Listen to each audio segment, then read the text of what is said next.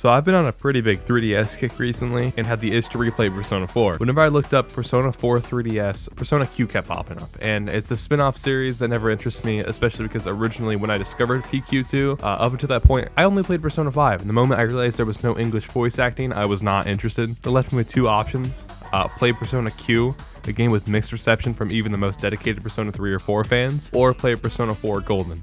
Why does that matter? I don't think he's probably the best choice because it provides so much to do, and it's a great summertime sync. I chose the game where they dance. Okay, before you even think for a second I will play Persona 4 on this channel, hold that thought. Chances are I'll never play it, because at this point it's more than a game to me, and it would be really challenging to fairly critique it. Speaking of fairly critiquing, this is pretty much my first ever rhythm game, so don't expect me talking about like how the frame data of Yosuke twerking makes the notes harder on the track on extreme difficulty, okay? I'm just going into this game as a Persona fan wanting more Persona 4. Persona 4 Dancing All Night released mid-year in Japan in 2015 and the latter half of North America on the PlayStation Vita. What the? I can't speak for the Japanese audience because I don't understand them, but I can for the Western. People thought this was a good bit of fan service, which in my opinion, the bar for a spin-off game should strive for first. It was a lot of Persona fans' first rhythm game, and simple enough 7-button controls made jumping game genre smooth. But it's not perfect, alright? Locking songs and entire characters behind paid DLC and the absolutely disgusting anti-consumer business practice Atlas chose when porting the game on the PS4 all the way back in 2018. Let's jump 3 years ahead to 2018, December specifically, when Persona 4 Dancing was ported to the PS4 with double the frames, double the textures, and nearly double the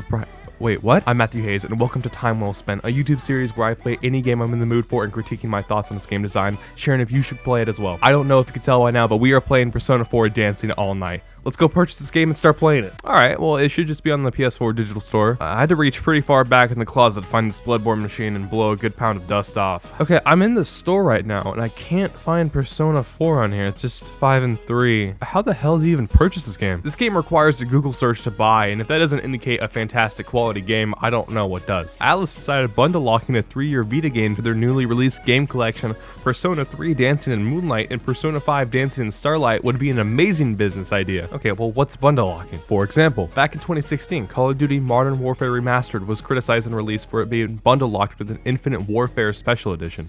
And let me tell you, no one was buying Infinite Warfare Special Edition for Infinite Warfare. So what did I do back in 2022? I bought the dancing game bundle for $20. I'll never get that. I'm kidding. Listen, if you're a big Persona fan or just interested in the spin-off series, I'd argue $20 is a fair price to pay for all 3 of them. Although I would only recommend playing Persona 4. The other 2 reek of a rush job, especially Persona 5's. It's, oh my god. If they just took their time and released this game today with all the Persona 5 spin-off music that's out now, I would pay full price. Alright, let's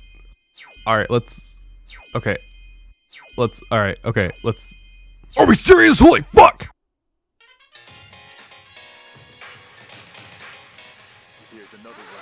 Oh, I can't lie. This is one of the best Persona openings to date. Not to mention the song with its upbeat mood. Oh my god. I used to be so into these spin-off songs. I wouldn't consider myself to be too involved in the Persona community anymore, thank god. But I hardly hear anyone talk about the dancing spin-off games. Persona 4, Dancing All Night. I always liked the little detail of a random character saying the game name before the title screen. I'm still waiting for Adachi's. First thing I noticed when launching the game is that the text is still in the Vita's... Fuck! The first thing I noticed when launching the game is that the text is still in the Vita's What can I say? The first thing I noticed when launching the game is that the text is still in its Vita resolution. Super distracting at times, especially when its newly imported HD textures finally appear after the low quality asset is already there. It's not a deal breaker, but if I paid full price for this collection, I'd be really pissed. The tutorial explains the basics. You press up, left, down on the D-pad, the triangle, circle, and X buttons when the star notes appear on the screen. You press the button too early or too late, you get a good, you loser. You almost had it? Oh great, you're getting there. You just nailed the tempo? Congrats, you just got a perfect and are invited to play at Schaefer. Why do you suppose I just gooned in your cave, Neiman? Getting a good ruins your chances at what's called a King Crazy, a title on each song you complete by only getting greats and perfects. A true feat in the Persona 4 Dancing All Night Discord. The controls are fluid, and whenever you hit a button, it makes a satisfying clapping noise, and when matched with the rhythm perfectly, it sounds so so cool. There's also constant voice lines from the entire investigation team in the background that are often really entertaining to listen to. It makes it a real pleasurable experience. It makes me forget how awful I am at this game. These lines appear, making your thumb have to move on either stick on the controller to do a record scratch effect, which is way less satisfying. And oh my gosh, this is my favorite part. At the end of each song, a solo, depending on what character is dancing, will play out with their respected instrument using the talent show. And you know what? There are some good ass covers in here.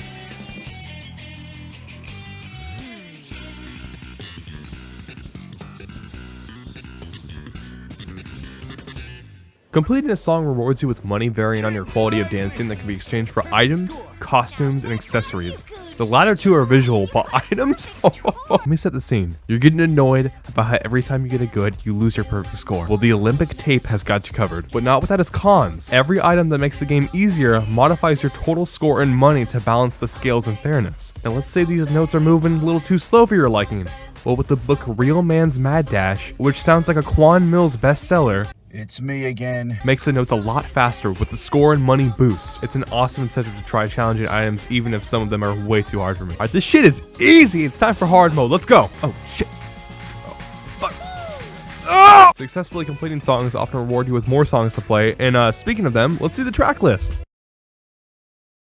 That's it? Yeah, so for the entire game being the track list, it's a very small amount for what you're paying for. This will entertain you for about like 3 hours until you run out of songs to play. But the small song selection doesn't stop you from replaying those said songs on hard mode with new items and new outfits. Replayability is only successfully achieved in rhythm games when the songs are worth replaying. And I'm gonna keep it a crisp buck.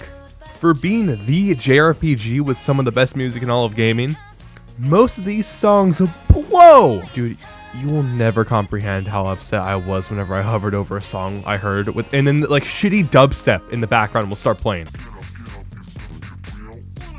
Oh, fuck off. I'm being unfair. Not every remix is awful. Backside of the TV, Snowflakes, and the new Signs of Love are some of the most amazing remixes that I've ever heard. And they've been on my Persona 4 playlist for years. But then we get to things like Shadow World remix by DD Mouse, and holy fuck.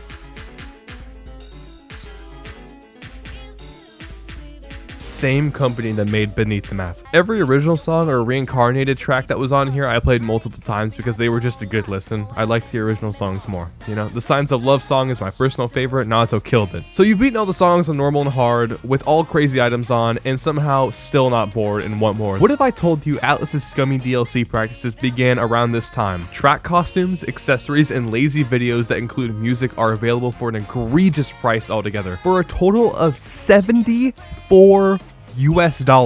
You can own everything this game has to offer. Let me repeat that. $74 plus the original $40 price tag.